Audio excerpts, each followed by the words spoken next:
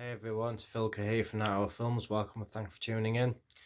So, depending on when you are watching this podcast, this might seem a bit outdated.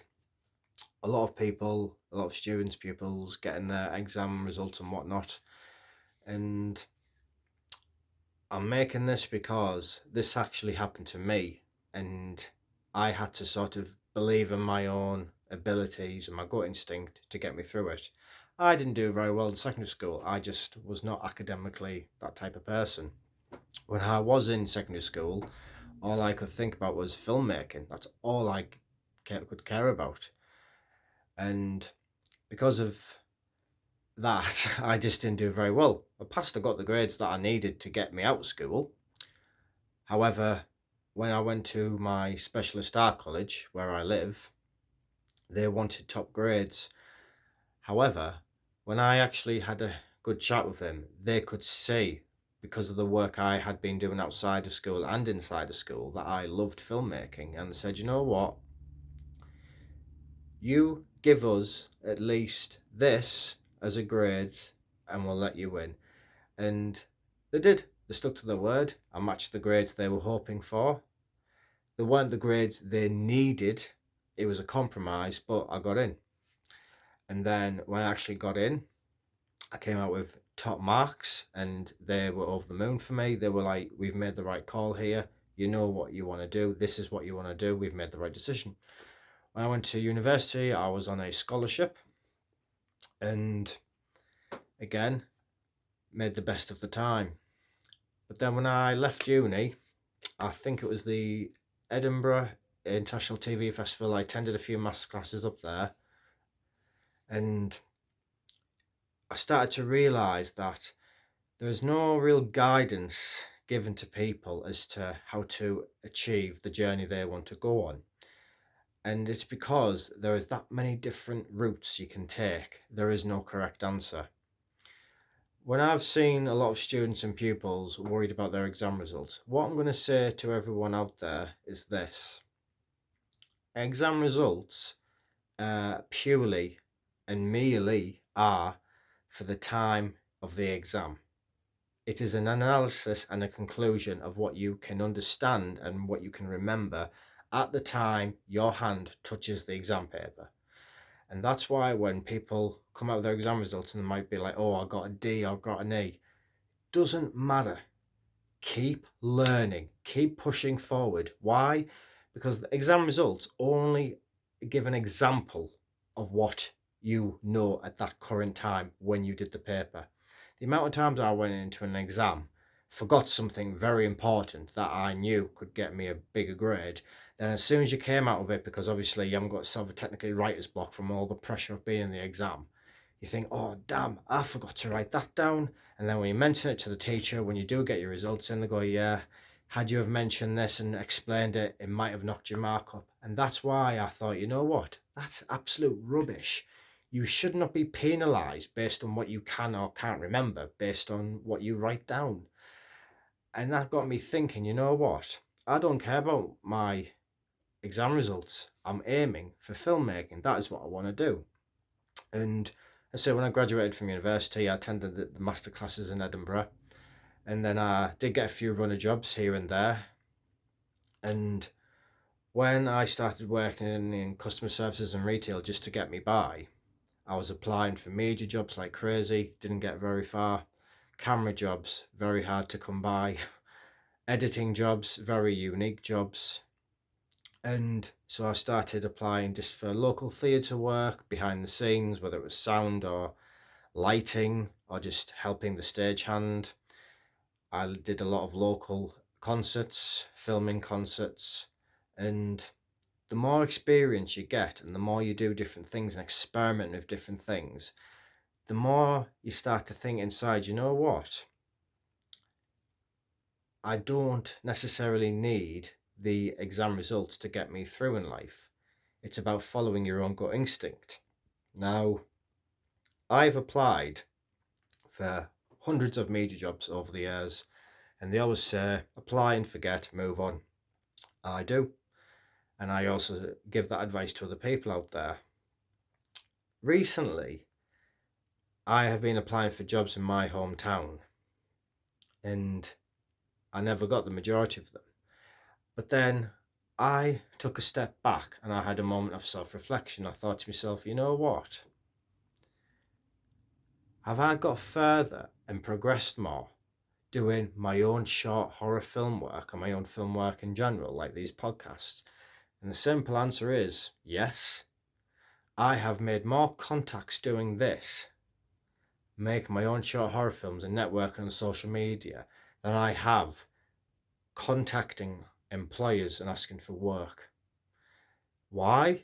Because I think there's that many different routes that I personally know I have spent a lot of time on CVs and job applications, to the extent that I don't do it anywhere near as much as I used to do it. Why? It's not because I'm limiting my opportunities, not because I'm wanting to hold myself back. I have focused on what is working, and this is working. And I say to people, yeah, apply for the opportunity. There's nothing, don't not apply for it. Just don't spend 3 hours on one CV for you to get a rejection. Obviously, you have to weigh up the risks and rewards for it. If I found a camera operator job, I'd say, right, well, what's the project? Is it horror related? Is it musical?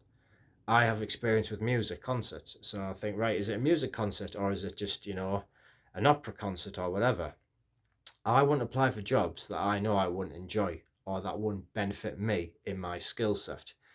And when you guys apply for media jobs out there, as fancy as it'll sound, oh, camera operator, oh, 25 grand a year, possibly, I don't know, oh, you get to use this camera, you get to work with such and such. It's like, it all sounds brilliant. But when you have the interview with the employer, dig a little deeper, because you might find it's not what you think it was going to be. How do I know that?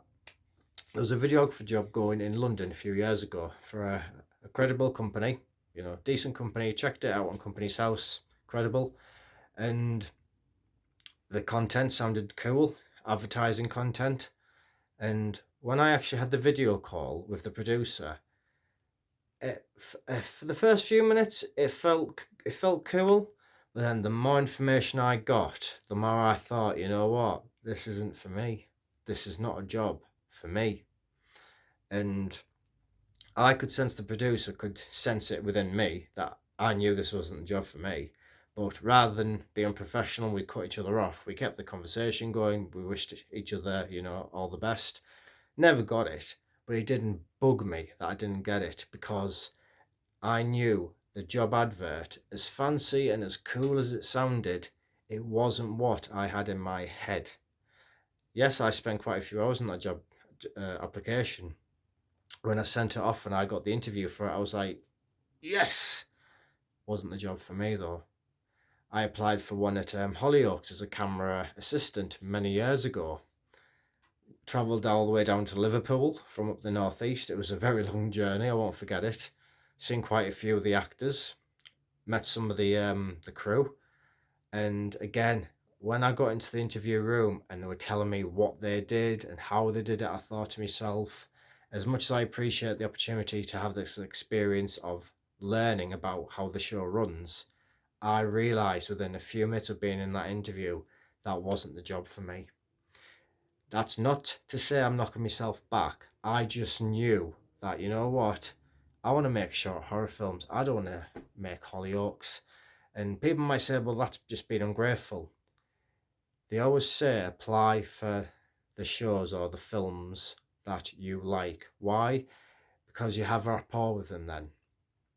I love horror films. That is what I love. And I love scaring people. I love telling scary stories.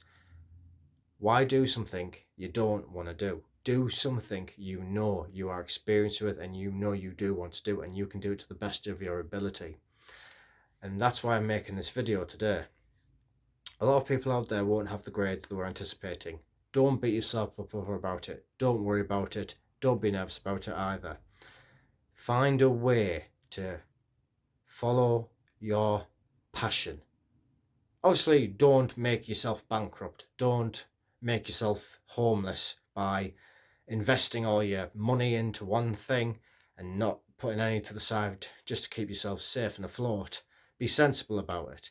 But chase your gut instinct, your dream, your passion. That adrenaline, that buzz that you can feel in here, that I can feel in here from filmmaking, I follow it. That's why I do these podcasts. That's why I make my own short horror films. That's why I network with horror film fans, with horror creators. You find people in your arena will help you if you know that is what you want to do. They're not going to waste the time on it, but if they can see you are a horror film fanatic who loves making horror films, and they are as well, it's a perfect match. Whereas if you were to go on Indeed.com or whatever, and you find 20 camera jobs all dotted around the country, yeah, you'll probably apply for a few of them. Do, but don't hook onto them as if that's it, that's got to be the job I have. Apply, move on. Apply and move on. If you don't hear back, don't take it personally. It might be that it wasn't the job for you because it's not what you thought it was going to be. And I often say to people, read the job advert carefully. As fancy as it sounds, oh, you get to do this, you get to do that, you get to play with the cameras, you get to experience what the gallery is like. When it actually comes to the physical job, what you read is not always going to be the reality. And it took me a while to not just learn that, but realize, you know what? Yeah, there are some brilliant opportunities out there for different types of skilled people. And you might apply for some of them without knowing it's just not the job for you. Follow what works for you. I've officially decided to stop applying for major jobs because I've clocked on that, you know what, these podcasts and my short horror films have got me so far compared to applying for 20 odd media jobs every day, not getting anywhere, feeling rubbish about it, thinking, what am I doing wrong? What I know I was doing wrong was applying for media jobs. That's what I was doing wrong. And people might be thinking, how the hell can you say that? I know videography is not for me. I know directing, producing and making horror films is for me. So that's what I pursue. And that's what I'm saying to other people out there. If you've got your results today and it's not what you expected, don't worry. Jump on the job search. Get your pocket filled up with a bit of money to keep you afloat. Find what you're good at. Find your skill set. Find your unique selling point. What makes you creative and special? Use it. Mature it. Develop it. Grow with it. Do what I'm doing. Literally, be so proactive. Put yourself out there. Make the best of what you can of what you have, of what resources you have. People will soon see, you know what? If this guy has the confidence to do this, regardless of how rubbish the grades were, he's capable of going far. Believe in yourselves, guys. Yeah, surround yourself with positive people, but not these people that safeguard everything. Oh, no, you've got to apply for jobs in customer services or in a warehouse or a taxi driving job. You've got to have a secure source of income all the time. When you have that type of people in your ear, you will go around the bend. I had it for years, and in the end I thought, you know what? Yes, find a job that pays the bills. Don't glue yourself to it like loads of people do and then fob off your career. Stick to what you want to do. Even if you have to do it for free in your own time like I do it. Because the more you do it, the more opportunities will naturally open for you. If I wasn't doing these podcasts, I wouldn't know a lot of people that I know now. If I wasn't networking on social media, I wouldn't know a lot of people that I know now. And if I hadn't made those short horror films and if I hadn't made these podcasts, I wouldn't be here saying this right now to you guys. Don't give up with whatever you're doing. Keep at it. Follow your gut instinct, follow your passion, follow your craft. The results will speak for themselves. And you'll think, you know what? Spent all this time applying for media jobs, getting nowhere. I could have been doing this instead. Thanks very much again for tuning in and take it easy.